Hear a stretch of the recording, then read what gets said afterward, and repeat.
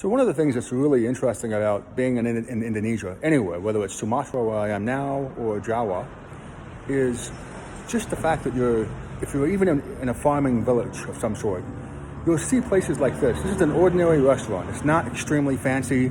It is relatively expensive by, local Indonesian standards, but certainly we're looking at about, a whole meal for maybe $5, $6, $7 maximum.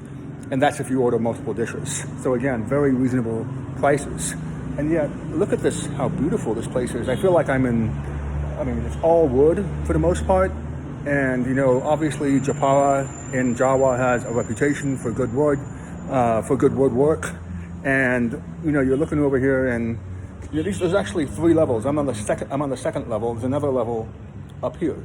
So again, this is one of the reasons why traveling in Indonesia or in any developing country is so interesting, because ultimately, you might not have much of a view if you're in a farming village, but it's still going to be very different from what you're used to.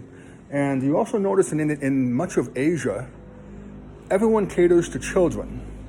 And that's also something that's really interesting. I mean, you'll go anywhere. Like I just came back from strawberry fields, and they give you a small bucket and you can go pick strawberries from the patch yourself, and it's very reasonable. You get, I think I picked about 10 or 15 strawberries, and I paid, I don't know, it's something not even worth mentioning.